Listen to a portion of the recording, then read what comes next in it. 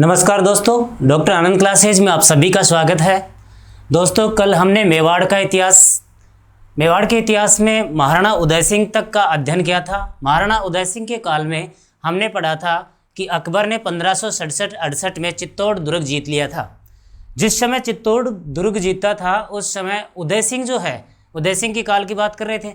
उदय सिंह तो जंगलों में चले गए थे। चित्तौड़ दुर्ग की सुरक्षा का जो भार था वो जयमल और उसके अलावा फत्ता सिसोदिया, जयमल मेड़तिया उनके पास था। तो जयमल और फत्ता ने अच्छा संघर्ष किया, लेकिन संघर्ष करते हुए उन्होंने केसरिया धारण किया और वो शहीद हो गए। तो वो जो उदय सिंह के काल में ये जो संघर्ष था ये मेवाड़ रियासत का तीसरा और अंतिम साका था, जिसमें फत्ता की पत्नी फूल कंवर ने जौहर किया था। तो वो पढ़ने के बाद जब अकबर का उद्देश्य तो पूरा हुआ ही नहीं, अकबर कुछ अधिकांश राजपूत रियासतों से संबंध बनाने चाहते हैं। संबंध अच्छे भी हो सकते हैं, बुरे भी हो सकते हैं।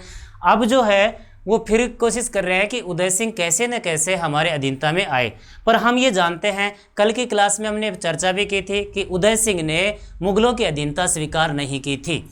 उदय सिंह ने अफगान अधीनता स्वीकार की थी, शेर शाह सूरी की, पर मुगलों की अधीनता स्वीकार नहीं की थी। अतः अकबर ने उसी के काल में 1570 में नागौर दरबार का आयोजन भी किया था कि जो बचे कुचे जो लोग हैं, राजा हैं, उनकी व्यवस्था देखी जाए, कौन राजा किस तरीके से अधीनता स्वीकार कर सकता है। किंतु उदय सिंह ने नागौर दरबार में भी जाना स्वीकार नहीं किया। तो हम ये देख रहे थे कि 28 फरवरी 1572 को उदय सिंह जो है उनकी मृत्यु हो गई थी। होली का दिन था और गोगुंदा में मृत्यु हुई थी। तो मृत्यु के बाद में अब उनके पुत्रों में उत्तराधिकारी संघर्ष होगा। उदय सिंह के बाद कौन पुत्र शासक बनेगा। तो हमने देखा था, या हम क्लास में बात कर रहे थे कि उदय सिंह ने, ये है उदय सिंह ने जगमाल को, कौन भाई, जगमाल को उत्तराधिकारी घोषित किया था।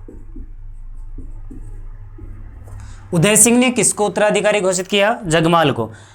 अब ये क्यों घोषित किया? क्योंकि सबसे बड़ा महाराणा प्रताप और सबसे लोकप्रिय भी कौन है? महाराणा प्रताप। किंतु फिर भी उन्होंने जगमाल को घोषित कर दिया।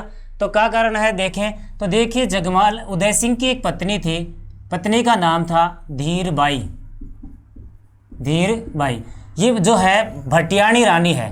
कैसी रानी? भटियाणी। भाटी रियासत की राजकुमारी, जैसलमेर की राजकुमारी भटियाणी रानी धीरबाई से प्रभावित होकर उदय सिंह ने जगमाल को शासक घोषित कर दिया था। अब शासक तो घोषित कर दिया, तो जगमाल यानी कि धीरबाई के षड्यंत्र से या कैसे भी करे कि जगमाल तो शासक बनने की खुशी में है, उसे इस बात का दुख नहीं है कि उदय सिंह की मृत्यु हो गई। तो जगमाल ने तो तुरंत ही अपनी राजगद्दी हासिल की। अब उनके आगे की बात करेंगे तो वहाँ की उस रियासत की जो जनता है, वो जनता, उस रियासत के सरदार, बड़े सरदार, ऐसे कुछ लोग हैं जो इस व्यवस्था को पसंद नहीं करते हैं, जो इसे पसंद नहीं करते हैं कि जगमाल यानी कि एक योग्य शासक महाराणा प्रताप होना चाहिए था और उसकी जगह कौन हो रहा है? जगमाल। इस बात को जब सरदार पसंद नहीं करते थे तो वो कोशिश कर रहे थे कि महाराणा प्रताप को शासक बनवा दिया जाए। तो हम यहाँ देखते हैं महाराणा प्रताप का जीवन परिचय, शासक बनने की प्रक्रिया भी अभी बात करेंगे। महाराणा प्रताप का हम क्या पढ़े? जीवन परिचय।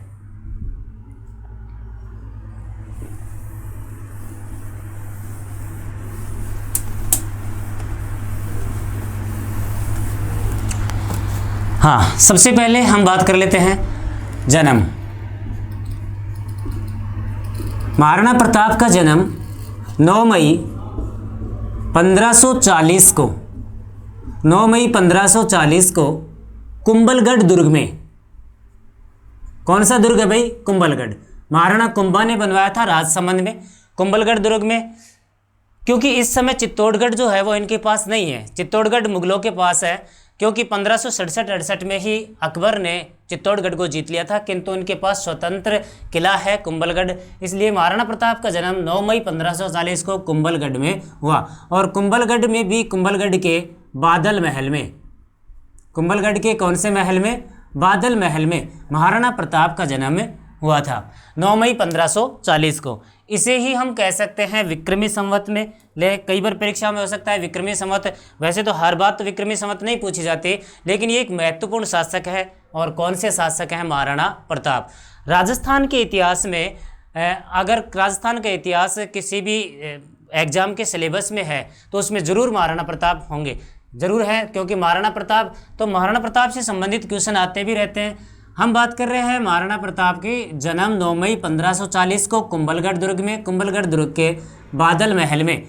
अब इसे ही हम बात करते हैं, ये तो ईस्वी है, लेकिन इसे बात करें तो ये है 1597 विक्रमी संवत को, 1597 विक्रमी संवत को, या विक्रमी संवत 1597। हम ये जानते हैं कि विक्रमी संवत 57 वर्ष से आगे चलता है, तो ये 40 और ये 57 विक्रमी संवत, तो 1597। अब अगर ईस्वी में बात करें तो महाराणा प्रताप की मृत्यु हुई थी 1597 ईस्वी में, और यहाँ जन्म हो रहा है 1597 विक्रमी संवत में। तो ये थोड़ा सा जीवन परिचय हम पढ़ रहे हैं। नेक्स्ट बात जीवन परिचय की, तो इनके पिता का नाम था उदय सिंह। हम ये अच्छी तरह जानते हैं कि उदय सिंह की मृत्यु 28 फरवरी 1572 को गोगुंदा में हुई थी, और मरने से पूर्व उदय सिंह ने अपनी पत्नी है धीरबाई भटियाणी राजकुमारी, उससे प्रभावित होकर जगमाल को शासक घोषित कर दिया था। तो पिता जो है वो कौन है भाई? उदय सिंह। नेक्स्ट बात करें माता का नाम है जयवंता बाई। माता का नाम क्या है भाई? जयवंता बाई। ये जो जयवंता बाई है ये अखेराज सोनगरा की पुत्री है, यानी कि सोनगरा राजकुमारी है। तो अखेराज सोनगरा, अखेराज क्या है? सोनगरा, अखेराज सोनगरा की पुत्री कौन है? जयवंता बाई। नेक्स्ट बात करें पत्नी अजब दे पंवार। पत्नी का नाम क्या है? अजब दे पंवार, यानी कि पंवार राजकुमारी है अजब दे पंवार। और इन्हीं अजब दे पंवार के जो पुत्र हुआ था उस पुत्र का नाम था अमर सिंह। क्या नाम है भाई? अमर सिंह। इस प्रकार से हम महाराणा प्रताप का जीवन परिचय पढ़ रहे हैं, जिसमें जन्म, पिता, माता, पत्नी, पुत्र, इनकी बातें कर रहे हैं। बात करते हैं उपनाम या बचपन का नाम। बचपन का नाम और बचपन का नाम था कीका। महाराणा प्रताप को बचपन में कीका कहा जाता था। अब देखो कीका जो है वो भील जनजाति में प्रत्येक बच्चे को ही कहते हैं। अब ये इसका मतलब ये हुआ कि महाराणा प्रताप जब छोटे थे तो भील लोगों से उनमें किसी इसी प्रकार का घमंड वाली बात नहीं थी। वो प्रत्येक लोगों से मिलनसार हुआ करते थे, प्रत्येक व्यक्ति की समस्या सुनने वाले थे। तो भीलों में छोटे बच्चे को कीका कहते हैं, तो भीलों के बच्चों के साथ खेला करते थे, तो भीलों लोगों ने ही इनको क्या कह दिया? कीका। उसके अलावा महाराणा प्रताप को हम कुछ उपाधि दे सकते हैं, या इतिहासकारों ने कुछ उपाधि दी हैं। तो देखो, सबसे पहली उपाधि महाराणा प्रताप को कहा जाता है मेवाड़ केसरी। मेवाड़ में केसरी के समान मेवाड़ केसरी, और कहा जाता है हल्दी घाटी का शेर। महाराणा प्रताप को और क्या कहा जाता है भाई? हल्दी घाटी का शेर। हम ये जानते हैं जो दहाड़ा था हल्दी घाटी में, जिसने हल्दी घाटी में मुगलों के पैर उखाड़े थे, वो महाराणा प्रताप। तो हल्दी घाटी का शेर। उसके अलावा कहा जाता है वीर शिरोमणि। वीरों में बड़े वीर, वीरों में सर्वोपरि वीर, ऐसे वीर शिरोमणि जिनका नाम लेकर राजस्थानी व्यक्ति, भारतीय व्यक्ति जो है वो गर्व महसूस करते हैं, जो आज़ादी के लिए लगातार संघर्ष करते रहे, जिन्होंने सरल रास्ता या गुलामी का रास्ता नहीं अपनाया और कांटों के रास्ते पर चलते रहे, वो महाराणा प्रताप। तो मेवाड़ केसरी, हल्दी घाटी का शेर, और क्या है भाई? वीर शिरोमणि। ये इनके उपनाम या उपाधि हम बोल सकते हैं। बचपन का नाम कीका है, ठीक है। इनके दरबारी कवि, अब देखो वैसे ध्यान से देखें तो दरबार कहाँ? सारी ज़िंदगी तो संघर्ष में लगा दिए। फिर भी हम बात करें तो इनके दरबारी कवि, ऐसा प्रश्न परीक्षाओं में आता है, चक्रपाणि मिश्र। इनके दरबारी कवि का नाम था चक्रपाणि मिश्र। हाँ, अब देखो राज्याभिषेक की चर्चा कर लेते हैं थोड़ा सा। तो किसकी चर्चा करें भाई? राज्याभिषेक की। तो देखिए राज्याभिषेक एक तरीके से हम यहाँ बात करते हैं राज तिलक। राज तिलक, महाराणा प्रताप का राज तिलक कब हुआ कब नहीं? तो देखो मैं आपको बताता हूँ, जब उदय सिंह का अंतिम संस्कार किया गया था गोगुंदा में 28 फरवरी 1572 को, तो गोगुंदा में अंतिम संस्कार करके बड़े बड़े ये लोग सरदार लोग वापस आ रहे थे, तो वहाँ पर जगमाल नहीं गया था। अंतिम संस्कार में जगमाल शामिल नहीं था, क्योंकि जगमाल को तो कुंभलगढ़ की गद्दी मिल गई, वो क्यों जाएगा अंतिम संस्कार में। इसलिए वहाँ के सरदारों ने विचार किया कि महाराणा प्रताप को यही शासक बना दिया जाए। ठीक है, तो राज तिलक महाराणा प्रताप का कब हो गया? 28 फरवरी 1572 को। कब हो गया भाई? 28 फरवरी 1572 को। अब कहाँ हुआ? कहाँ हुआ तो ध्यान रखें, गोगुंदा। कहाँ हुआ भाई? गोगुंदा। अब गोगुंदा में राज तिलक हुआ है, तो गोगुंदा को ही हम कह सकते हैं प्रथम राजधानी। गोगुंदा को क्या कहें? प्रथम राजधानी, क्योंकि हम लास्ट राजधानी उदय सिंह की देख रहे थे, तो उदय सिंह की लास्ट राजधानी गोगुंदा थी, गोगुंदा में उनकी मृत्यु हुई थी, और वही राजधानी महाराणा प्रताप की पहली हो जाएगी। ठीक है, अब वो गोगुंदा में राज तिलक तो हो गया। कहा जाता है कि यहाँ पर इस राज तिलक में कृष्णदास चूड़ावत, कृष्णदास चूड़ावत ने महाराणा प्रताप के कमर में तलवार बंधाई की रस्म पूरी की। तलवार बंधाई की क्या पूरी की? रस्म। ठीक है, और वहीं पर शासक बना दिया गया। लेकिन वहाँ शासक बनने को कौन जाने, तो आगे चलेंगे।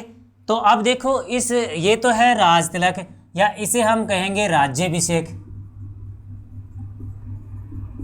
राज तिलक भी है और राज्याभिषेक भी है। अब हमारा जो प्रश्न है वो बनता है राज्याभिषेक,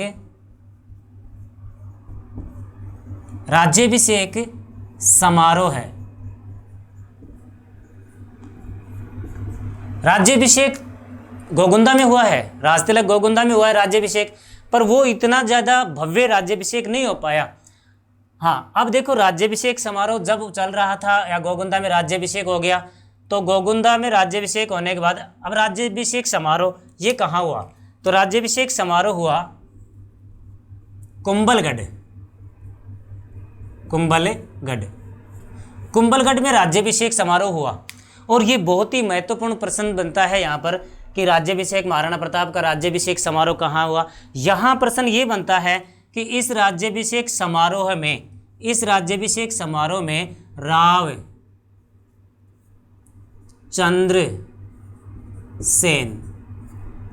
चंद्रसेन, ग्वालियर के शासक राम सिंह, अखैराज सोनगरा,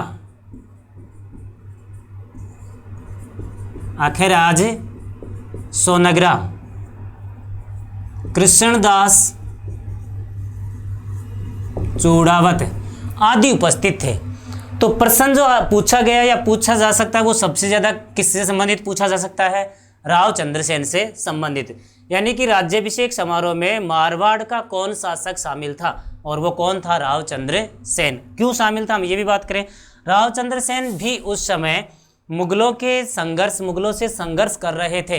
राव चंद्रसेन को महाराणा प्रताप का पथ प्रदर्शक भी कहा जाता है, मारवाड़ का प्रताप भी कहा जाता है।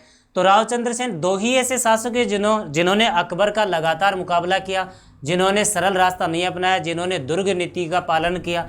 तो वो राव चंद्रसेन इस राज्याभिषेक समारोह में शामिल था। अब देखिए राज्याभिषेक समारोह ये सब हो गया, तो जगमाल जो है, क्योंकि राजा तो जगमाल था ना, जगमाल जो है,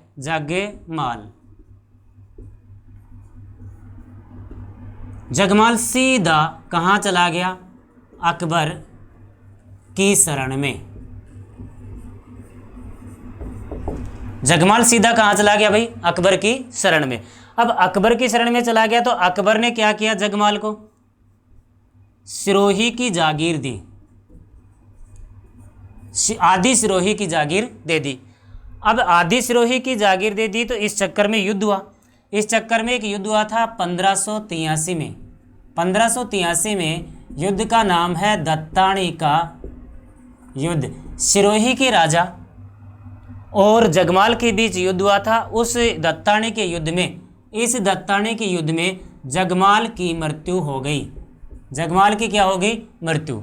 महाराणा प्रताप का एक और भाई है शक्ति सिंह, तो वो शक्ति सिंह और महाराणा प्रताप जयवंता बाई के ही पुत्र थे, पर जगमाल जो था वो धीर बाई का पुत्र था। हाँ, तो देखिए हम बात कर रहे हैं, ये तो लगभग हमारे तरफ से हो गया जीवन परिचय, महाराणा प्रताप का जीवन परिचय। जीवन परिचय पढ़ने के बाद में अब आगे बात कर लेते हैं।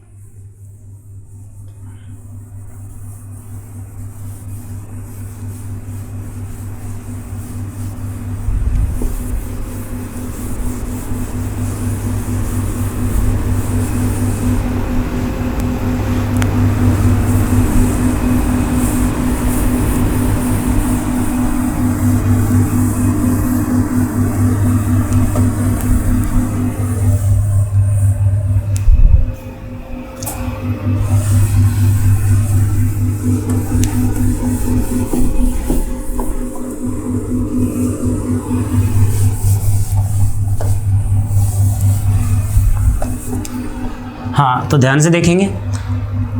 अब उधर अकबर जो है वो आगरा में बैठे हैं और अकबर भी इस प्रयास में है कि उदय सिंह जब तक जीवित था उसने अधीनता स्वीकार नहीं की। तो अब महाराणा प्रताप बन गया, तो अकबर को इस समय ये थोड़ी पता है कि महाराणा प्रताप की क्या स्थिति है, इसलिए उसने विचार किया कि क्यों नहीं ताज़ा मामले में ही महाराणा प्रताप के पास कोई शिष्टमंडल भेज दिया जाए, मित्रता से संबंधित व्यवहार, मित्रता से संबंधित समाचार भेज दिया जाए और महाराणा प्रताप को गुलाम या अधीनता स्वीकार करवा ली जाए। ऐसा अकबर का विचार था, पर अकबर को ये थोड़ी पता था कि महाराणा प्रताप एक बहुत शक्तिशाली दृढ़ निश्चयी शासक हैं जो अधीनता स्वीकार नहीं कर सकते। तो देखिए, अब जिस समय महाराणा प्रताप शासक बने तो दो बातें थी। अकबर की अधीनता स्वीकार करके पूरी जिंदगी आसानी से गुजारना, दूसरी बात ये थी कि कांटों भरा संघर्ष का रास्ता चुनना, लेकिन उसमें पूरे जिंदगी भर स्वतंत्रता के मार्ग पर चलना ही पड़ेगा। तो महाराणा प्रताप ने दूसरे रास्ते का चयन किया, संकट के रास्ते का चयन किया, संघर्ष की रास्ते का चयन किया और जिंदगी भर संघर्ष करते रहे। कभी भी ऐसा विचार नहीं मन में आया कि अधीनता स्वीकार की जाए। हाँ, तो अब देखिए हम बात करते हैं अकबर द्वारा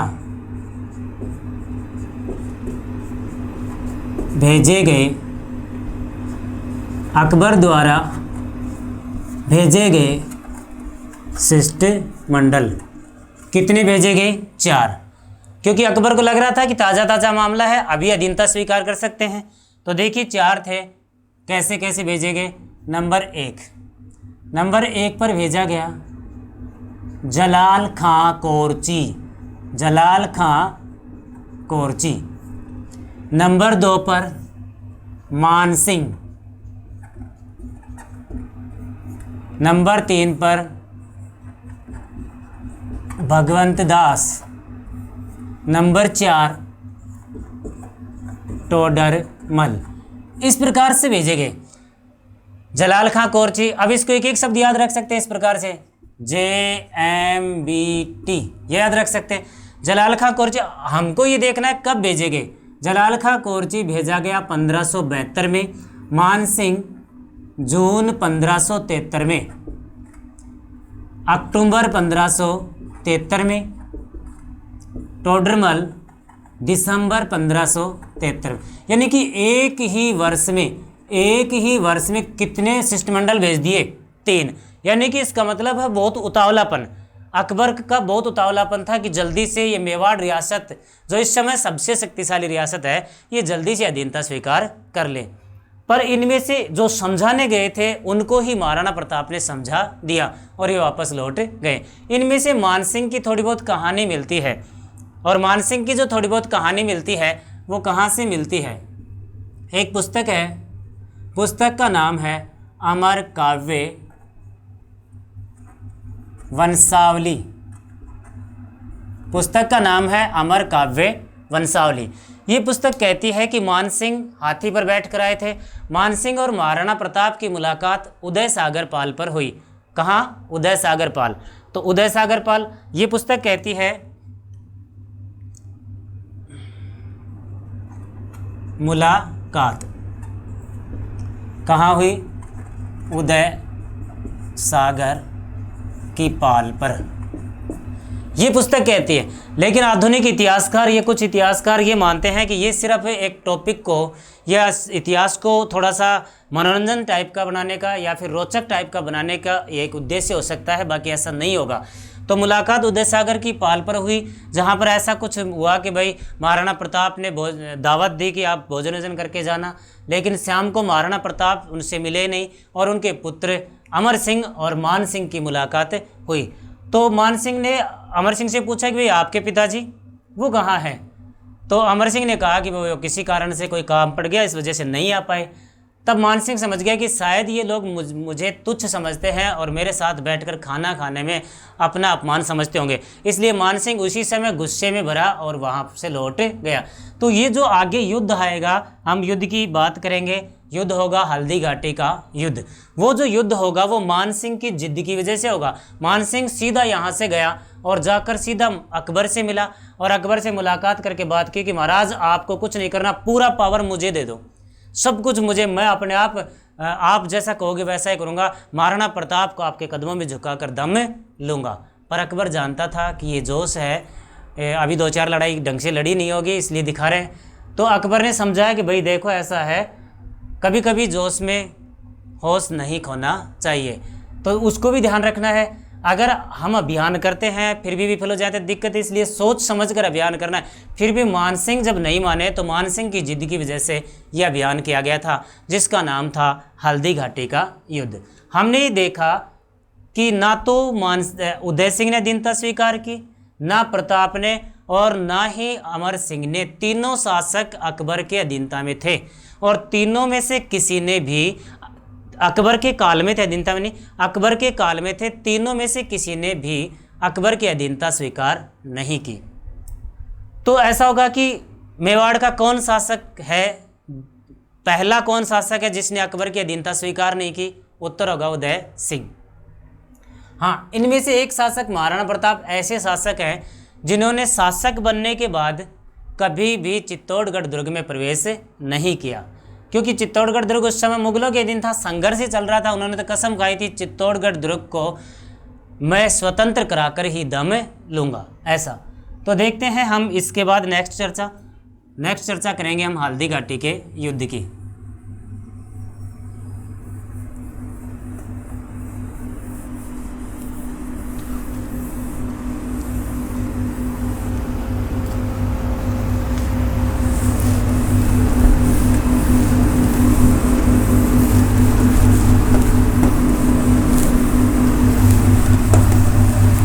हाँ, तो देखिए हमारा यहाँ टॉपिक हो जाएगा हल्दी घाटी का युद्ध। हल्दी घाटी का युद्ध 18 जून 1576। एक तारीख और मिलती है 21 जून 1576। ये जो 21 जून 1576 की तारीख बताते हैं, ये सिर्फ और सिर्फ एक इतिहासकार बताते हैं, राजस्थान के प्रसिद्ध इतिहासकार, नाम है गोपीनाथ शर्मा। गोपीनाथ शर्मा ये मानते हैं कि इस दिन युद्ध हुआ, लेकिन जो सर्वाधिक है, सर्वाधिक या प्रमाणिक, वो ये रहेगी हल्दी घाटी के युद्ध का प्रमाणिक जो है तारीख वो 18 जून है, 18 जून 1576। अब हल्दी घाटी कहाँ है? हल्दी घाटी राजसमंद, वर्तमान जो राजसमंद जिला है इसमें हल्दी घाटी है। युद्ध हुआ और हम ये जानते हैं कि युद्ध किन किन के बीच हुआ था। तो देखिए युद्ध से पहले की तैयारी, या हम दो पार्ट बना लें इस प्रकार से कि कौन किधर था, उनकी चर्चा कर लेंगे। इधर हम बात कर लेते हैं मानसिंह।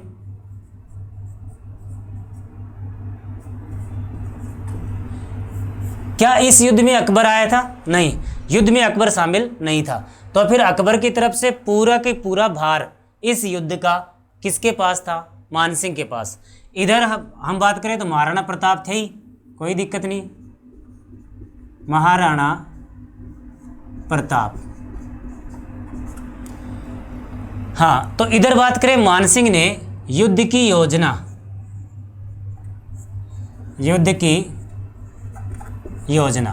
मानसिंह ने युद्ध की योजना कहाँ बनाई? अकबर के किले में,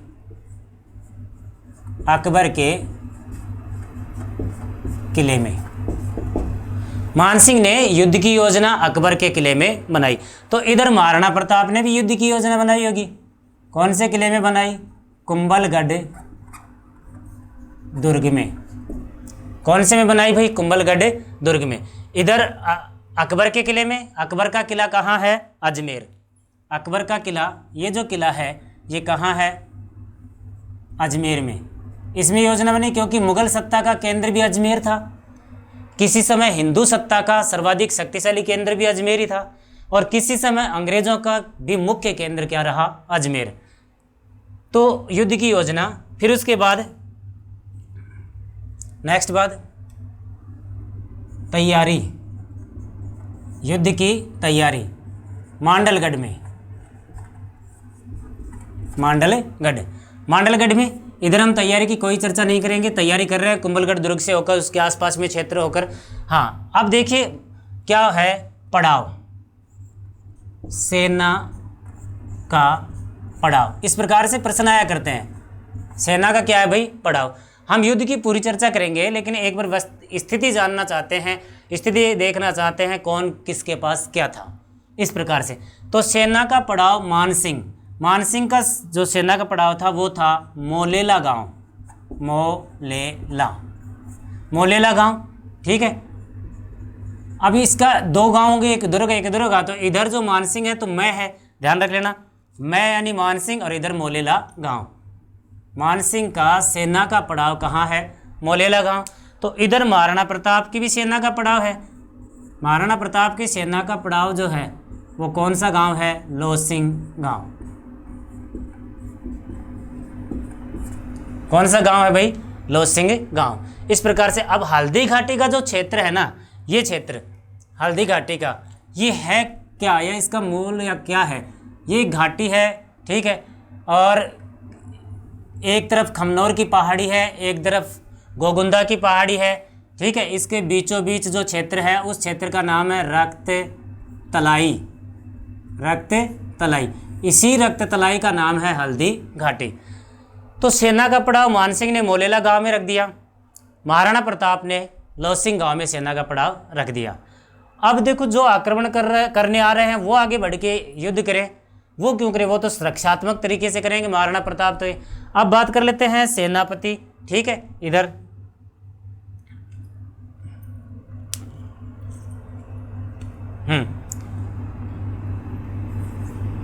हरावल सेनापति, जो आगे की सेना होती है उस सेना का सबसे आगे वाले भाग का जो अध्यक्ष है, जो उसको चलाएगा, वो हरावल होगा। सेनापति इधर कौन रहेगा? मानसिंह, खुद मानसिंह। इधर हम बात करें हरावल सेना का संचालक कौन है? हाकिम खां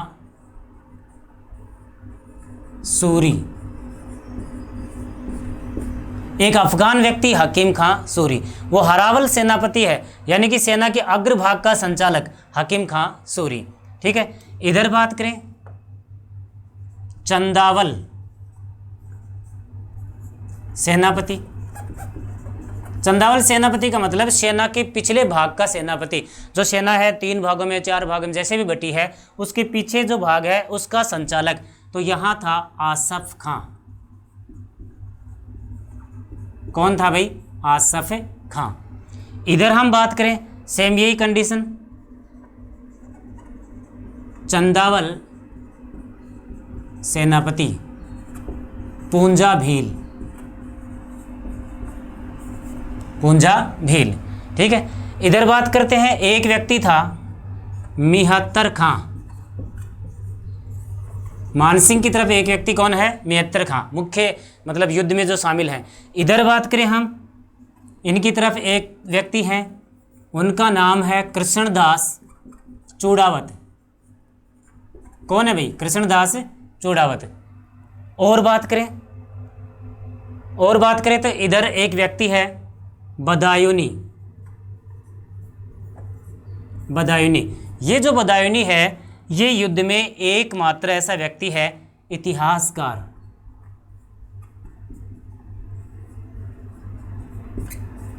हल्दी घाटी के युद्ध के अंदर एक इतिहासकार मौजूद था, और वो कौन था? बदायूनी। हम इसकी चर्चा भी करेंगे। बदायूनी ने पुस्तक भी लिखी थी, पुस्तक का नाम था, बदायूनी की पुस्तक का नाम था मुंतखब उल तवारीख। बदायूनी की पुस्तक का क्या नाम है? मुंतखब उल तवारीख। यहाँ एक प्रश्न तो ये बनेगा कि हल्दी घाटी के युद्ध का आंखों देखा वर्णन किस इतिहासकार ने किया है? तो वो कौन है? बदायूनी। अकबर का दरबारी कवि है, अकबर के दरबार में रहता है और समकालीन है और इस युद्ध में शामिल है। तो युद्ध का प्रत्यक्षदर्शी कौन है? बदायूनी। दो प्रश्न होंगे। एक प्रश्न, युद्ध का प्रत्यक्षदर्शी कौन है? बदायूनी। अगला प्रश्न, हल्दी घाटी युद्ध का प्रत्यक्ष उल्लेख कौन सी पुस्तक में है? तो फारसी पुस्तक है, पुस्तक का नाम है मुंतखब उल तवारीख। ठीक है, यही बदायूनी वो है जिसने हल्दी घाटी के युद्ध में घोषणा की थी कि आज मैं राजपूतों के लहू से मुंह धोऊंगा या दाढ़ी को रंगूंगा। अपनी जो दाढ़ी है उसको राजपूतों के लहू से धोऊंगा। तो राजपूतों को कितना गुस्सा आ रहा होगा इस व्यक्ति पर। ठीक है, अब बात करें, ये पुस्तक होगी, बदायूनी इतिहासकार हो गया। इधर बात करें, इधर एक और थे एक व्यक्ति, पूंजा भील। पूंजा भील आ गया, कृष्णदास चूड़ावत आ गया। तो इधर था अखेरा राम सिंह, ग्वालियर से संबंधित शासक था कोई। इस प्रकार से हम बात कर रहे हैं कि महाराणा प्रताप और इनके बाद, ठीक है, इनके पास एक था झाला बीदा। ऐसे बहुत लोग थे, लेकिन मुख्य ये थे। अब देखो, दूसरी बात करें और चर्चा कर लेते हैं। और चर्चा करें तो हाथी। तो हाथी कौन कौन से थे? गजराज। इधर बात करें, राम प्रसाद और लूणा। इसी राम प्रसाद जो हाथी है, बाद में इसी राम प्रसाद हाथी का नाम अकबर ने रखा था पीर प्रसाद। ये राम प्रसाद है और इसका बाद में नाम पड़ा क्या? पीर प्रसाद। ये अकबर ने रखा था, जो महाराणा प्रताप का भी सबसे प्रिय हाथी था और अकबर के लिए भी हाथी प्रिय था। गजराज, गजमुख। ठीक है, इस प्रकार से हाथी थे। और एक हाथी जो था वो था मर्दाना। कौन सा था भाई? मर्दाना। मानसिंह का स्वयं का हाथी कौन सा है? मर्दाना। युद्धों में हाथियों को भी शराब वराब पिलाकर या ऐसा कुछ नशा वशा करा के युद्ध में झोंका जाता है। ठीक है, तो मानसिंह जिस हाथी पर बैठा था वो मर्दाना था। तो फिर महाराणा प्रताप का घोड़ा कौन था? सब जानते हैं महाराणा प्रताप का घोड़ा था चेतक। तो पिछली बार ऐसे रिट में ऐसा प्रश्न पूछ लिया गया था, महाराणा प्रताप का हाथी का हल्दी घाटी के युद्ध के समय या महाराणा प्रताप के हाथी का नाम। तो बहुत से लोगों ने तो हाथी तक पढ़ा, देखा ही नहीं, प्रश्न को देखा महाराणा प्रताप, नीचे ऑप्शन देखा चेतक, कर दिया चेतक। बाद में देखा ये तो चेतक तो घोड़ा है, वो तो हाथी पूछ रहे हैं। तो राम प्रसाद ऑप्शन में था, उसी का नाम क्या है? पीर प्रसाद। इस प्रकार से ये स्थिति है। इस स्थिति में थोड़ी सी बात कर लेते हैं मिहत्तर खां की। किसकी बात करें? भी एक प्रश्न निकल के आ रहा है। देखो, एक एक प्रश्न हम क्लियर कर सकते हैं। हल्दी घाटी का क्षेत्र वर्तमान में किस जिले में है? राजसमंद में। ठीक है, अगला प्रश्न, हल्दी घाटी का युद्ध मानसिंह और महाराणा प्रताप के बीच था। इस युद्ध की तैयारी मानसिंह ने कहाँ की थी? अकबर के किले में। युद्ध में अकबर मौजूद नहीं था क्योंकि मान सिंह ने पूरी की पूरी जिम्मेदारी खुद ने ली थी। अंतिम तैयारी कहाँ की? मांडलगढ़। मांडलगढ़ लगभग कहते हैं कि 21 दिन के आसपास रुके। कितने दिन के आसपास रुके? 21 दिन। सेना का पड़ाव, मान सिंह की सेना का पड़ाव जब युद्ध करना है तब कौन से गांव में था? मोलेला गांव में। तो महाराणा प्रताप की सेना का पड़ाव कौन से गांव में था? लोसिंग गांव में। आमने सामने सेना है। मान सिंह की हरावल सेना का प्रधान, आगे की जो सेना है उसका प्रधान खुद मान सिंह है। इधर कौन है? हाकिम खां सूरी। तो 2-3 प्रश्न यहाँ से निकालेंगे इनके हम, एक आध आदमी, जैसे एक प्रश्न तो बदायूनी से संबंधित 1-2 प्रश्न निकाले हैं, ठीक है, और निकालेंगे। चंदावल सेना यानी कि सेना के पिछले भाग का अध्यक्ष आसफ खां। यहाँ कौन है? पुंजा भील। और है कृष्णदास साथी, मेहत्तर खां, बदायूनी, राम सिंह झालाविदा, इस प्रकार से हैं। बात कर रहे थे हम मेहत्तर खां की। तो मेहत्तर खां ने युद्ध में अफवाह फैलाई थी। युद्ध क्षेत्र में क्या फैलाई थी? अफवाह। और अफवाह क्या फैलाई थी? अफवाह फैलाई थी कि युद्ध में जब जिस समय प्रथम प्रहार हुआ था महाराणा प्रताप की सेना का, महाराणा प्रताप की सेना ने प्रथम प्रहार किया तेजी से, तो उस प्रथम प्रहार में मुगलों की सेना आगे होकर छूट पड़ी, भाग पड़ी और खमनोर की पहाड़ी को पार करके जा रही थी। तो खमनोर की पहाड़ी को पार करके इस मेहत्तर खां ने वापस दौड़ लगाई और वापस दौड़ लगाते हुए इसने अफवाह फैला दी कि अकबर स्वयं युद्ध क्षेत्र में पहुंच चुके हैं। इससे क्या हुआ? मुगलों की सेना का मनोबल बढ़ा और राजपूत सेना जो थी वो उसका मनोबल थोड़ा सा कमज़ोर हुआ कि उनकी जो बिल्कुल फ्रेशर सेना पहुंची है, हम तो यहाँ काफ़ी देर से लड़ ही रहे हैं, इस प्रकार से। तो प्रश्न ऐसा भी पूछा जा सकता है कि अकबर के आने की अफवाह किसने फैलाई थी? मेहत्तर खां ने। ठीक है। युद्ध का प्रत्यक्ष वर्णन किसने किया? बदायूनी ने। इधर बात करते हैं हम हाकिम खां सूरी। हाकिम खां सूरी से संबंधित भी एक बेस्ट क्वेश्चन होता है और वो होता है हाकिम खां सूरी का मकबरा। हाकिम खां सूरी का मकबरा बना हुआ है खमनोर की पहाड़ी में। कहाँ बना है भाई? खमनोर की पहाड़ी में। अभी भी मैं बता रहा था खमनोर की वो जो पहाड़ी है उसको क्रॉस करके लोग आगे भाग रहे थे। ठीक है। हाकिम खां सूरी पहला व्यक्ति था, सेना का अरावल था, आगे था, आगे आगे पूछता पूछता खमनोर की पहाड़ी को पार कर गया, लेकिन वह मुगल सेना से गिर गया तो वहीं पर मारे गए और वहीं पर उसका क्या बना हुआ है? मकबरा। ये बहुत ही बेस्ट क्वेश्चन है। नेक्स्ट करें हम चर्चा अब आगे। ये तो है युद्ध की परिस्थिति। अब देखो ज़्यादातर ऐसा नहीं आता कि किसने क्या तलवार मारी, भाला मारा, ऐसा नहीं। इनमें से ही प्रश्न निकालने होते हैं। हमें कौन कौन से प्रश्न निकालने होते हैं? एक प्रश्न हमने वो निकाल लिया, लोसिंग गाँव, ये गाँव, ठीक है, ऐसा। तो देखिए आगे बढ़ते हैं।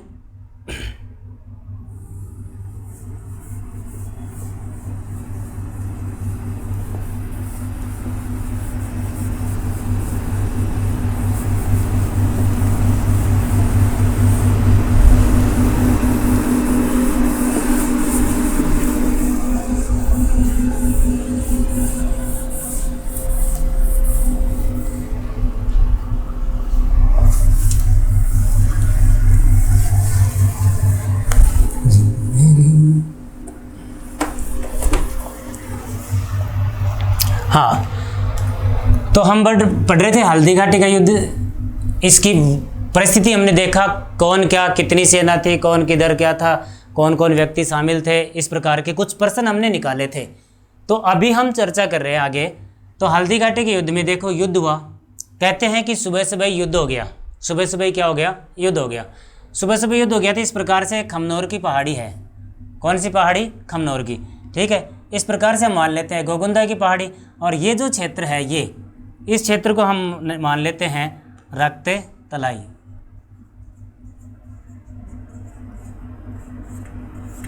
कहते हैं कि राजपूत सेना जो है, महाराणा प्रताप की हार नहीं हुई है, पर राजपूत सेना की अंतिम हार, क्योंकि महाराणा प्रताप तो हारे नहीं ना भाई। हमने एक बात सुनी है, मन के हारे हार है, मन के जीते जीत। ना तो उनका कोई उद्देश्य पूरा हुआ मुगल सेना का, महाराणा प्रताप पकड़े नहीं गए, मारे नहीं गए, अधीनता स्वीकार नहीं की, तो महाराणा प्रताप की कहाँ हुई? और मन से वो हारे नहीं। लेकिन राजपूत सेना का कहा जाता है कि जो अंतिम हार थी वो कहाँ हुई? रक्त तलाई में। तो जैसे ये है खमनोर की पहाड़ी, ठीक है। इधर से अगर ये मैदानी क्षेत्र है, ये मैदानी क्षेत्र, तो इस मैदानी क्षेत्र में युद्ध होगा तो मुगल सेना जीतेगी, क्योंकि राजपूत सेना इतनी ज़्यादा है भी नहीं। और अगर पहाड़ों में युद्ध होगा, इन पहाड़ों में यहाँ युद्ध होगा तो राजपूत सेना जीतेगी, क्योंकि राजपूत सेना यहाँ छापामार युद्ध प्रणाली संबंधित महाराणा प्रताप के पास भीलों की सेना है। तो देखो ये कोशिश करेंगे कि मुगलों की सेना को इसमें चढ़ाया जाए, किसी भी पहाड़ी में। इस पहाड़ी में जब चढ़ाया गया तो इस पहाड़ी में आते आते यहाँ पर, यहीं पर बना है हाकिम खां सूरी का मकबरा। यहीं से, यहाँ से मेहत्तर खां ने अफवाह फैलाई थी, इधर से भागता भागता यहाँ से वापस अफवाह फैलाई कि भाई अकबर स्वयं युद्ध में पहुँच गए। तो इनका मुगल सेना का मनोबल बढ़ा, तो ये इधर प्रहार करते करते रक्त तलाई में पहुँच गए, जहाँ राजपूत कमज़ोर पड़े। यही सेना लड़ते लड़ते इधर पहुँच गई, कौन सी पहाड़ी में? गोगुंदा की पहाड़ी में। इसीलिए इस युद्ध को कहा जाता है खमनोर का युद्ध, और इस युद्ध को कहा जाता है गोगुंदा का युद्ध। हाँ, अब देखिए मुगल सेना का पूरा फोकस या उद्देश्य, मुगल सेना का पूरा उद्देश्य क्या था? महाराणा प्रताप को पकड़ना।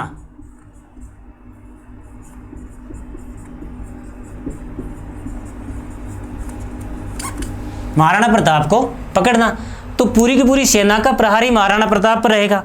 तो इस प्रकार से देखिए, जैसे महाराणा प्रताप यहाँ है, ठीक है, पूरी की पूरी मुगल सेना जो है उनके चारों तरफ चक्कर लगाए हुए है और प्रहार पर प्रहार हो रहा है। इस प्रहार में आमने सामने हो गए मानसिंह और कौन? महाराणा प्रताप, दोनों आमने सामने हो गए। अब महाराणा प्रताप भी ये सोच रखा है कि भाई मान लो मानसिंह सामने आ गया तो करो प्रहार और इसको तो ख़त्म करो। उधर मानसिंह भी सोच रहा है कि महाराणा प्रताप को मैं मेरे हाथों से पकड़ूँ तो मुझे उचित इनाम मिले। इस प्रकार तो मानसिंह बैठे थे हाथी पर और महाराणा प्रताप बैठे थे घोड़े पर, चेतक पर। कहते हैं कि घोड़े ने अपने दो आगे के पांव ऊपर किए और हाथी के सूंड पर रख दिए। महाराणा प्रताप ने जोरदार प्रहार किया, भाले का प्रहार किया। महाराणा प्रताप को भी अपनी ताकत का पता था कि मेरे वार से वार खाली नहीं जाता। तो वार जो है वो हाथी को चलाने वाला जो महावत है उसको पार करके, गद्दी को पार करके मानसिंह के ऊपर के भाला गुजर गया, किंतु मानसिंह नीचे झुक गया और वो बच गया। लेकिन जब घोड़ा वापस उतर रहा था ना, उस समय चेतक का पैर कट गया। वो किससे कटा? हाथी के सूंड में खंजर लगे होते हैं, उससे पैर कट गया, चेतक घायल हो गया। लेकिन चेतक भी ये जानता था अगर घायल होकर मैं यहाँ गिर गया तो समझो कि महाराणा प्रताप का जीवन लीला यहीं समाप्त हो जाएगी। इसलिए चेतक ने भी अपने जीवन का मुख्य उद्देश्य ये बना लिया कि महाराणा प्रताप को युद्ध क्षेत्र से बाहर जाने तक हमको बचना ही है, हमें कैसे न कैसे बचना ही है। अब देखिए इस प्रकार से इधर क्या था, कैसे न कैसे करते हुए झालाबीदा देखा कि महाराणा प्रताप घायल हो गए युद्ध क्षेत्र में, तो झालाबीदा पहुंचे और झालाबीदा ने प्रताप का राजकीय मुकुट धारण किया। किसने धारण किया भाई? झालाबीदा ने। जैसे उधर हम बात कर रहे थे खानवा के युद्ध में, उसने महाराणा सांगा का राजकीय मुकुट झाला अज्जा ने धारण किया था। यहाँ कौन कर रहा है धारण? झालाबीदा। झालाबीदा ने धारण किया। अब झालाबीदा धारण किया और धारण करके वो ये झालाबीदा इधर निकल गया, मुगल सेना इधर चले गई, महाराणा प्रताप स्पष्ट हो गए। प्रताप युद्ध क्षेत्र से बाहर निकले, युद्ध क्षेत्र से बाहर निकले और बाहर निकले तो बलीचा गांव पहुंचे। कौन से गांव? बलीचा। बलीचा गांव पहुंचे। बलीचा गांव में जो नाला है इस प्रकार से उन नाले को पार किया, ये नाला है इसको पार किया और पार करते ही यहीं पर चेतक की समाधि बनी है। बलीचा गांव में चेतक की क्या बनी है? समाधि। यानी कि चेतक का हमने पता था कि भाई उसका पाँव जो है वो टूटा कटा हुआ है, उसके शरीर में जहर हो गया, फिर भी वो कैसे न कैसे महाराणा प्रताप को यहाँ तक पहुँचा दिए। तो चेतक की समाधि बनी है बलीचा गांव में। और बलीचा गांव कहाँ है? राजसमंद। कहाँ भाई? राजसमंद। ठीक है। इसके बाद महाराणा प्रताप पहुँचे आगे कोल्यारी गांव। कोल्यारी गांव में प्रताप ने इलाज करवाया। कोल्यारी गांव में महाराणा प्रताप ने क्या करवाया? इलाज। अब पीछे का उद्देश्य, पीछे की बात करें तो क्लियर हो गया। पीछे क्या हुआ था कि महाराणा प्रताप जब युद्ध क्षेत्र से निकल गए तो भाई एक तरीके से राजपूत सेना की हार हो गई। हार नहीं मानेंगे हम, उसकी आगे बात करेंगे, लेकिन वो युद्ध क्षेत्र से चले गए तो राजपूत सेना के एक तरीके से कमर से टूट गई और मुगल सेना जो है वो भी खाली हाथ वापस चली गई। अब कोल्यारी गांव कहाँ है? ये कोल्यारी गांव, ये है उदयपुर। कोल्यारी गांव उदयपुर, यहाँ पर महाराणा प्रताप ने अपना क्या करवाया? इलाज। इस प्रकार से युद्ध की ये कोई छोटी मोटी ये चर्चा है। इसके बाद हम बात करते हैं युद्ध के उपनाम। युद्ध के 2-4 उपनाम हैं, उनकी चर्चा करते हैं। देखिए क्या क्या है। नंबर 1, पहला नाम मेवाड़ की थर्मोपल्ली। मेवाड़ की क्या है भाई? थर्मोपल्ली। कौन कहता है? Colonel James Tod. Colonel James Tod. Colonel James Tod कहते हैं मेवाड़ की थर्मोपल्ली। देखो थर्मोपल्ली का युद्ध हुआ था, यूनान से संबंधित युद्ध था, ठीक है। उसमें सेम ऐसी कैसी परिस्थिति हुई, तो कर्नल जेम्स टोड वहाँ का भी इतिहास अध्ययन कर रहे हैं, यहाँ का भी कर रहे हैं, सेम सी बात लगी तो उन्होंने कह दिया कर्नल जेम्स टोड ने मेवाड़ की थर्मोपल्ली। इस प्रकार के प्रश्न भी आते हैं। दूसरा, खमनोर का युद्ध। ये ध्यान रखना, अंतिम जो था, अंतिम निर्णय साख निकला, वो कहाँ निकला था? रक्ते तलाई में। खमनोर का युद्ध। खमनोर का युद्ध कहने वाले अबुल फजल अकबर का परामर्शदाता है, अकबर का सचिव है अबुल फजल, अकबर का नवरत्न है। इसने इस युद्ध को कहा है खमनोर का युद्ध। मैंने कहा था कि खमनोर की पहाड़ी पर भी लड़ा गया, गोगुंदा की पहाड़ी पर भी लड़ा गया, मैदान में भी लड़ा गया, ठीक है, रक्त तलाई में भी लड़ा गया। इसके अलावा तीसरा नाम, कौन सा नाम? तीसरा, इस युद्ध का तीसरा नाम है गोगुंदा का युद्ध।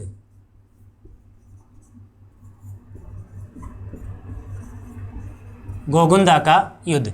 ये जो गोगुंदा का युद्ध है, ये कहने वाले कौन? बदायूनी। हमने चर्चा भी की थी, वो इतिहासकार बदायूनी, जिसने 2 बातें समझे हैं युद्ध में। अब 3 बात होगी। एक तो कहा था कि राजपूतों के लहू से मैं आज अपनी दाढ़ी को रंगूंगा, एक उसने हल्दी घाटी के युद्ध का प्रत्यक्ष वर्णन किया है, और एक उस युद्ध ने, इस व्यक्ति ने, बदायूनी ने इस हल्दी घाटी के युद्ध को गोगुंदा का युद्ध कहा है। इसी बदायूनी ने अकबर को, एक बहुत ही मोस्ट क्वेश्चन है, इसी बदायूनी ने अकबर को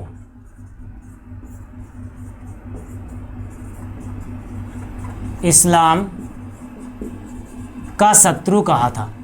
ऐसा प्रश्न है, अकबर को इस्लाम का शत्रु किसने कहा? बदायूनी ने। क्यों कहा?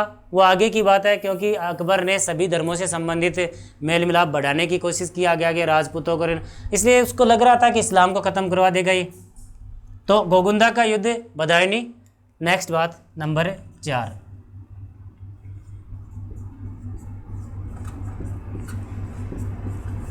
अनिर्णायक युद्ध। अनिर्णायक युद्ध कौन? गोपीनाथ शर्मा। राजस्थान का प्रसिद्ध इतिहासकार गोपीनाथ शर्मा ने कहा है कि ये युद्ध जो है वो अनिर्णायक युद्ध है। इस युद्ध में कुछ इतिहासकार कहते हैं मुगलों की जीत हुई, कुछ कहते हैं राजपूतों की जीत हुई, पर ये कहते हैं कि युद्ध क्या है? अनिर्णायक। इसमें जीत किसी की नहीं मानेंगे। उनका उद्देश्य था महाराणा प्रताप को गुलाम बनाना, पकड़ना, मारना, ऐसा कोई, लेकिन ऐसा इन उद्देश्य में सफल ही नहीं हुए। और निर्णय तो तब निकलता है जब अंत हो। ये तो शुरुआत है, अब के बाद तो लगातार महाराणा प्रताप और अकबर का संघर्ष चलता ही रहेगा। अगर निर्णय ही हो जाता तो संघर्ष क्यों चलता? इसका मतलब है ये संघर्ष की शुरुआत है, निर्णय नहीं है। तो गोपीनाथ शर्मा ने इस युद्ध को नाम दिया है अनिर्णायक युद्ध। तो महाराणा प्रताप का हल्दी घाटी के युद्ध तक का पार्ट हम इस क्लास में कर रहे हैं। हल्दी घाटी के युद्ध के बाद का जो नेक्स्ट क्लास में करेंगे हम, ठीक है। धन्यवाद दोस्तों।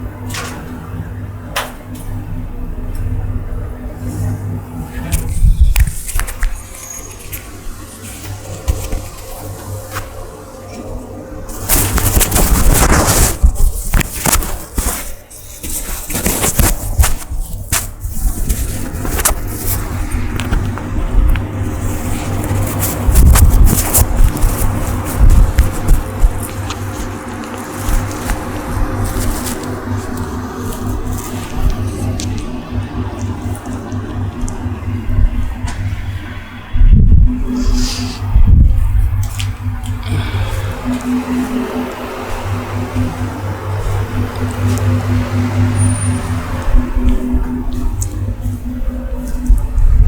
दोस्तों, डॉक्टर आनंद क्लासेज में आप सभी का स्वागत है। दोस्तों, कल की क्लास में हम महाराणा प्रताप का अध्ययन कर रहे थे। हमने बात भी की थी कि महाराणा प्रताप राजस्थान के इतिहास से संबंधित जो भी कोई सिलेबस है या जो भी कोई एग्ज़ाम है राजस्थान से संबंधित, उनमें लगभग जिनमें इतिहास है राजस्थान का, उनमें महाराणा प्रताप का टॉपिक ज़रूर मिलेगा। जो रिट, फर्स्ट ग्रेड, इन सब में भी महाराणा प्रताप उतना ही महत्वपूर्ण है जितना अन्य में है। तो देखिए, हम कल तक की क्लास में महाराणा प्रताप का जीवन परिचय और उसके अलावा महाराणा प्रताप का शासक बनने की व्यवस्था, शासक बनने के बाद अकबर का संघर्ष या अकबर और महाराणा प्रताप के बीच संघर्ष, और वो संघर्ष हल्दी घाटी का युद्ध, कल की क्लास में हमने इन सब का अध्ययन किया था। तो आज हम अध्ययन उसके बाद हल्दी घाटी के युद्ध में हमने कल की क्लास में एक चर्चा या एक बात ये भी की थी कि हल्दी घाटी का युद्ध जो है गोपीनाथ शर्मा के अनुसार अनिर्णायक था, यानी कि दोनों के बीच किसी भी प्रकार का निर्णय नहीं हुआ। तो इसका मतलब साफ है कि युद्ध आगे तक चलता रहेगा। युद्ध आगे तक चलता रहेगा तो हम उसका अध्ययन हमें करना ही पड़ेगा कि क्या है, कि कैसे कैसे क्या परिस्थिति रही, तो वो बात करेंगे। तो सबसे पहले, क्या अकबर भी चुपचाप नहीं बैठेगा और महाराणा प्रताप भी चुपचाप नहीं बैठेंगे। तो देखिए, जब हल्दी घाटी के युद्ध में मानसिंह वापस गए तो क्या लेकर गए? अकबर के पास कुछ भी नहीं। तो अकबर कहते हैं कि मानसिंह के से खपा हुआ और उसने सारी पदवी, जो उपाधियाँ, जो भी कुछ दी हुई थी, वो सारे की सारी मानसिंह से वापस छीन ली। कि भाई तू बहुत जोश में थे और तू एक बात बड़ी बात करके गया था कि मैं ये कर दूंगा वो कर दूंगा, पहले ही प्रहार में हमारा साथ ऐसा हो गया। फिर भी अकबर भी चुपचाप नहीं बैठा, वो लगातार अभियान करेगा। तो हम उन अभियानों की बात कर लेते हैं। तो देखिए, हल्दी घाटी के युद्ध के बाद युद्ध होता है, युद्ध का नाम है कुंभलगढ़ का युद्ध। तो कुंभलगढ़ का युद्ध, अब देखो, हमें पता है कि भाई चित्तौड़गढ़ तो महाराणा प्रताप के पास है ही नहीं। तो जितने भी युद्ध से संबंधित कोई भी किसी भी प्रकार की योजना महाराणा प्रताप बना रहे हैं या अपना जीवन यापन जो भी करे, वो कुंभलगढ़ से कर रहे होंगे। तो अकबर की योजना है कि कुंभलगढ़ पर आक्रमण किया जाए, कुंभलगढ़ पर अधिकार किया जाए। तो देखिए, कुंभलगढ़ का युद्ध कब हुआ? 3 अप्रैल 1578। 3 अप्रैल 1578 को कुंभलगढ़ का युद्ध हुआ। कुंभलगढ़ कहाँ है? राजसमंद। कुंभलगढ़ कहाँ भाई? राजसमंद। हाँ, अब देखो किन के बीच हुआ। जैसे ही कुंभलगढ़ का युद्ध हुआ तो युद्ध में देखो महाराणा प्रताप ने युद्ध का भार तुरंत ही उस पर दे दिया, भान सोनग्रा के ऊपर। और इधर क्या है, अकबर की तरफ से कौन आया था, उन सब की हम बात करते हैं। देखिए, ये युद्ध एक तरीके से किन किन के बीच था, उनकी बात कर ले हम थोड़ी। तो एक तरफ से था शाहबाज खां,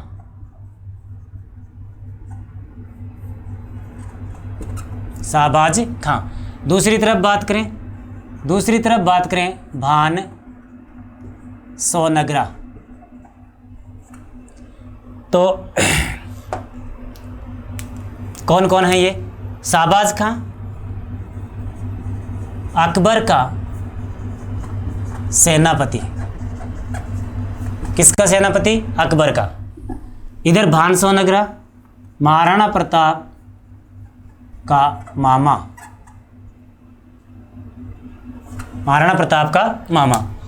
युद्ध हुआ। इस युद्ध में भान सोनग्रा जो है, ये भान सोनग्रा वो इस युद्ध में मारा गया। तो स्पष्ट है कि इस युद्ध में जीत किसकी हुई? शाहबाज खां की क्या होगी? जीत। और दुर्ग जो है, दुर्ग मुगलों के कब्जे में हो गया। चित्तौड़गढ़ पहले से था, कुंभलगढ़ अब चला गया। अब महाराणा प्रताप के सामने समस्या है, तो महाराणा प्रताप वापस गोगुंदा चले गए। अब देखिए क्या करते हैं क्या नहीं। देखिए, शाहबाज खां से संबंधित 2-3 क्वेश्चन निकलते हैं। एक क्वेश्चन ये निकलता है कि शाहबाज खां ने कुल मेवाड़ पर 3 बार आक्रमण किया। कितनी बार आक्रमण किया? 3 बार। ये प्रश्न पूछा हुआ है कि शाहबाज खान ने मेवाड़ पर कितनी बार आक्रमण किया है? 3 बार। 3 बार किया है तो देखिए कौन कौन से किए, हम उनको भी देख लेते हैं। एक आक्रमण जून 1577 प्रथम, दूसरा अक्टूबर 1578 अप्रैल है, तीसरा नवंबर 1579। जून 1577 में पहला आक्रमण और अप्रैल 1578 में दूसरा और नवंबर 1579 में तीसरा। इस प्रकार से शाहबाज खान ने कुल कितने आक्रमण किए? 3 आक्रमण। इन 3 आक्रमणों की बात करें तो ये हो जाएगा सर्वाधिक मेवाड़ अभियान। सर्वाधिक मेवाड़ अभियान किसने किया है? शाहबाज खान ने। एकमात्र व्यक्ति जिसने कुंभलगढ़ को जीता। एकमात्र ऐसा व्यक्ति है जिसने कुंभलगढ़ को जीता। कोई भी मुगल कुंभलगढ़ को जीत नहीं पाया था, तो एकमात्र वो व्यक्ति जो जीतने वाला कौन था? शाहबाज खान। इस प्रकार से कुंभलगढ़ का युद्ध हुआ और इस युद्ध में महाराणा प्रताप के हाथ से कुंभलगढ़ चला गया, तो वो गोगुंदा की तरफ चले गए। इधर भानसोनगरा जो प्रताप का मामा है वो इस युद्ध में मारा गया। तो 1576 पहला अभियान था। 1576 में हल्दी घाटी का वो जो शुरू में 4 वो तो शिष्टमंडल थे, ठीक है। उसके बाद में अभियान हुआ तो 1576 का हल्दी घाटी का युद्ध, फिर उसके बाद में 1578 का कुंभलगढ़ का युद्ध। नेक्स्ट युद्ध देखते हैं इसके बाद, क्योंकि इसमें भी कुछ भी नहीं हुआ, ना महाराणा प्रताप पकड़े गए, ना गुलाम हुए, ना कुछ और, ठीक है। तो इसमें भी अगर कुछ भी नहीं हुआ तो अकबर फिर भी कोशिश करेगा कि महाराणा प्रताप को पकड़ा जाए, ठीक है, अधीन किया जाए। तो अभी इसका मतलब अभी निर्णय नहीं निकला है। अगर अभी भी निर्णय नहीं निकला है तो देखिए हम आगे चलेंगे और भी इसका मतलब साफ है, और भी युद्ध होंगे। देखते हैं कौन से युद्ध होते हैं।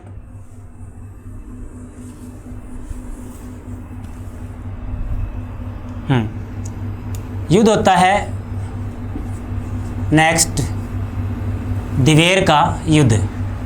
कौन सा युद्ध होता है? दिवेर का। दिवेर के युद्ध से पहले हम एक छोटा सा अभियान और देख लेते हैं। एक छोटा सा अभियान है, छोटा सा जो अभियान है वो अभियान है 1580 का। 1580 में अभियान किसने किया था? अब्दुल रहीम खाने खाना। अब्दुल रहीम खाने खाना, ये जो अब्दुल रहीम है ये अकबर के संरक्षक बैराम खां का पुत्र था। खाने खाना की उपाधि इसे अकबर ने दी थी गुजरात अभियान के समय। तो अब्दुल रहीम खाने खाना को हम अकबर का एक तरीके से पुत्र कह सकते हैं, दत्तक पुत्र, ठीक है।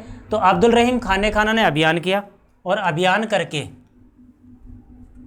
शेरपुर में डेरा डाला, शेरपुर में घेरा डाला, ऐसा समझ लें, या पड़ाव डाला।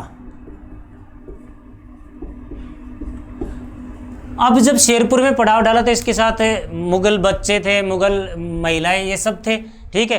कहा जाता है कि अमर सिंह ने एक दिन यहाँ से, अमर सिंह जो महाराणा प्रताप के पुत्र थे, उसने एक शेरपुर पर आक्रमण किया अचानक, और आक्रमण करके यहाँ की महिलाएं जो हैं, बच्चे हैं, उनको किडनैप करके और लेके चला गया। किंतु महाराणा प्रताप के समझाने पर अमर सिंह ही उनको वापस लाकर अब्दुल रहीम खाने खाना के पास सौंपा।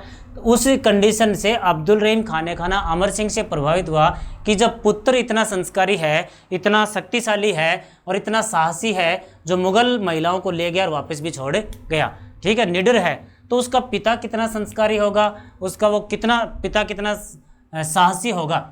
इसलिए अब्दुल रहीम खाने खाना ने बगैर अभियान किए ही वापस लौट गया। तो यह अभियान हुआ, किंतु ये भी असफल हो गया।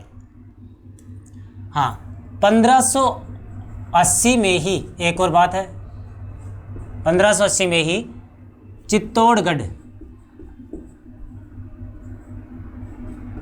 में एक गांव था चित्तौड़गढ़ में गांव था, गांव का नाम था चूलिया गांव। इस गांव में मुलाकात हुई महाराणा प्रताप की। महाराणा प्रताप की मुलाकात हुई तो किससे हुई? भामाशाह ओसवाल से। भामाशाह ओसवाल, भामाशाह ओसवाल से मुलाकात। महाराणा प्रताप की मुलाकात भामाशाह ओसवाल से हुई। तो भामाशाह ओसवाल ने स्वर्ण मुद्राएं, अपनी स्वर्ण मुद्राएं प्रताप को भेंट की। कुछ स्वर्ण मुद्राएं महाराणा प्रताप को भेंट की, जिससे महाराणा प्रताप अपने संघर्ष को लगातार बनाए रखे। ठीक है, इसलिए यहाँ से प्रश्न भी आता है भामाशाह ओसवाल से। भामाशाह ओसवाल को कहा जाता है मेवाड़ का रक्षक। मेवाड़ का रक्षक, मेवाड़ का दानवीर कर्ण, इस प्रकार से कुछ नामों से जाना जाता है भामाशाह ओसवाल। और उस भामाशाह ओसवाल का छोटा भाई भी साथ था, उसका नाम था ताराचंद ओसवाल। इनकी मुलाकात चित्तौड़गढ़ में कौन से गांव में हुई थी? चूलिया गांव में। इस प्रकार अब इसके बाद नेक्स्ट चर्चा करते हैं। क्रमबद्ध पढ़ रहे हम। 1572 में महाराणा प्रताप शासक बने। कब बने? 1572। 1572 में शासक बने। 1576 में हल्दीघाटी का युद्ध किया। 1578 में कुंभलगढ़ का युद्ध किया। 1580 में अब्दुल रहीम खाने खाना का अभियान हुआ था। 1580 में ही चूलिया गांव में भामाशाह ओसवाल से मुलाकात हुई थी। अब बात करते हैं आगे। नेक्स्ट बात क्रमबद्ध चल रहे हैं। नेक्स्ट है वो क्या है? दिवेर का युद्ध। दिवेर का युद्ध कब हुआ? अक्टूबर 1582। अक्टूबर 1582। अक्टूबर 1582 में दिवेर का युद्ध हुआ। पहली बात, दिवेर भी कहाँ है? दिवेर है राजसमंद। दिवेर कहाँ है भाई? राजसमंद। अब इस युद्ध की भी चर्चा कर लेते हैं। इस युद्ध में प्रत्यक्ष रूप से कौन कौन मौजूद था, कौन कौन नहीं। तो देखिए, एक तरफ था शेरिया सुल्तान। शेरिया सुल्तान। दूसरी तरफ चर्चा करें या दूसरी तरफ बात करें तो दूसरी तरफ कौन है? अमर सिंह। महाराणा प्रताप भी है, अमर सिंह भी है। अमर सिंह ने इस युद्ध का मुख्य मोर्चा संभाला हुआ है। ठीक है, शेरिया सुल्तान ये अकबर का चाचा या काका ऐसे कुछ है। अमर सिंह जो है वो महाराणा प्रताप का पुत्र है। तो ये परिचय भी ले लेते हैं। अकबर का चाचा। इधर बात करें, अमर सिंह प्रताप का पुत्र। कहते हैं कि अमर सिंह जोश में था ही। अमर सिंह ने बस योजना बना ली कि कैसे भी कर कुरा के और जो भी संघर्ष करना है, लगातार हम ऐसे संघर्ष करते रहे, थोड़ा संघर्ष कई सालों करें। उससे अच्छा है कि एक मजबूत संघर्ष एक बार ही कर ले। तो ऐसा करने के लिए कहते हैं कि अमर सिंह ने शेरिया सुल्तान पर जोरदार प्रहार किया और शेरिया सुल्तान को बीचों बीच काट दिया। कुछ किताबों में ऐसे लिखा है कि भाई भाला रोप दिया, तो भाला जो है वो घोड़े सहित ज़मीन में रुक गया। एक तरीके से शेरिया सुल्तान बुत बन गया। इस दृश्य को पूरी मुगल सेना देखी और भाग खड़ी हुई। तो इस युद्ध में शेरिया सुल्तान का क्या हुआ? शेरिया सुल्तान मारा गया। ठीक है, अमर सिंह की क्या हुई? जीत। अब ये एक तरीके से महाराणा प्रताप के शासक बनने के बाद में एक बड़ी जीत थी। इसलिए हम बात करते हैं आगे, उसकी बात करेंगे। तो देखो, अब जो है मुगल सेना जो पूरी की पूरी यहाँ से भाग खड़ी हुई। अब देखिए बात क्या करते हैं हम। Colonel James Tod. कर्नल कौन? James Tod. इस युद्ध को कहते हैं मेवाड़ का मैराथन। कर्नल जेम्स टोड ने इस युद्ध को नाम क्या दिया है? मेवाड़ का मैराथन। ठीक है, इसी युद्ध को कहा जाता है महाराणा प्रताप के लिए गौरव का, प्रताप के लिए गौरव का प्रतीक। क्योंकि महाराणा प्रताप के लिए अभी तक कोई खास बड़े युद्ध में मतलब जीत हासिल नहीं हुई थी। ये एक बहुत बड़ी जीत थी और इसके बाद में रिकवर होना शुरू हुआ।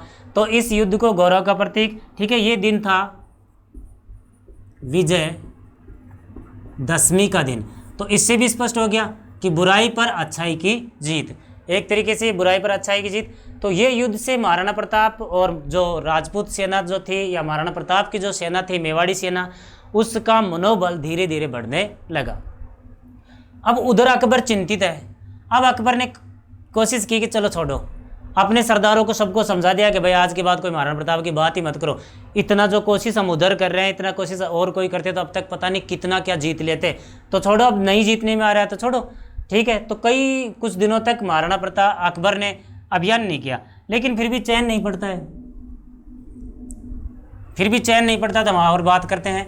अब यहाँ एक प्रश्न बनता है, महाराणा प्रताप के लिए अकबर का अंतिम अभियान, ये प्रश्न बनता है और इस प्रश्न का अध्ययन हम करते हैं। देखिए 1584 में अकबर का अंतिम अभियान। 1584 में अकबर का अंतिम अभियान किसने किया? जगन्नाथ कछवाहा है। जगन्नाथ कछवाहा ने अंतिम अभियान किया था। ये आमेर से संबंधित है, कछवाहा वंश। कहते हैं कि इसमें जगन्नाथ कछवाहा जो है वो थोड़ा बहुत लूट लाट के चला गया, और ये भी कहता है कि जगन्नाथ कछवाहा की मृत्यु हो गई। मांडल में उसकी छतरी उतरी बनी है। तो देखिए, अब इस जगन्नाथ कछवाहा की एक रियासत थी, और वो रियासत थी मालपुरा। महाराणा प्रताप ने इस मालपुरा को लूटा। मालपुरा को लूटा। किसने लूटा? महाराणा प्रताप ने। ठीक है, मालपुरा को लूटा महाराणा प्रताप ने। क्यों लूटा? क्योंकि वो जगन्नाथ कछवाहा की रियासत थी। अब अकबर भी समझ गया कि महाराणा प्रताप के खिलाफ अभियान करना गलत है, अपनी ताकत का प्रयोग कहीं और किया जाए। और उसके जो मुख्य सैनिक सेनापति वो भी जा लिए हैं। अब इस कंडीशन में उसने ध्यान देना बंद कर दिया। इधर महाराणा प्रताप ने क्या किया? इन सब चीज़ों से दुखी होकर या परेशान होकर लास्ट में अंतिम जीवन सुखीमय बिताने के लिए, सुखमय या शांतिमय बिताने के लिए अंतिम राजधानी बनाई। अंतिम राजधानी। और क्या बनाई भाई? चावंड। अंतिम राजधानी क्या है? चावंड। कब बनाई? 1585। लगभग 1615 तक यही राजधानी रही थी। महाराणा प्रताप की मृत्यु के बाद में यही राजधानी रही थी। अब महाराणा प्रताप चावंड में रह रहे हैं, अपना जीवन गुजार रहे हैं। इस दौरान बीच में या उससे पहले बहुत बड़ी बड़ी कुछ कविताएं या कुछ कहानियां मिलती हैं कि महाराणा प्रताप को घास की रोटियां तक खानी पड़ी, इतने विकट दिन आए, लेकिन उन्होंने कभी भी अधीनता स्वीकार करने का विचार नहीं किया। ऐसे ही अकबर के दरबार में एक व्यक्ति रहते थे, उनका नाम था पृथ्वीराज राठौड़। पृथ्वीराज राठौड़। कहते हैं कि पृथ्वीराज राठौड़ ने महाराणा प्रताप के लिए कुछ संदेश भेजे थे। उसको ऐसा लगा कि शायद महाराणा प्रताप कभी अधीनता स्वीकार नहीं कर ले, इसलिए पृथ्वीराज राठौड़ ने एक पुस्तक की रचना की थी, वैली कृष्ण रुक्मणी।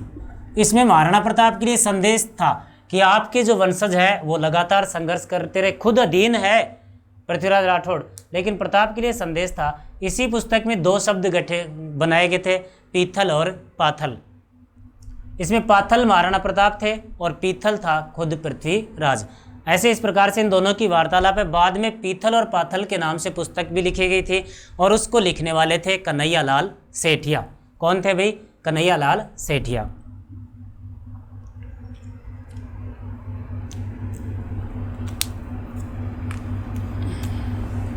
प्रताप की मृत्यु 19 जनवरी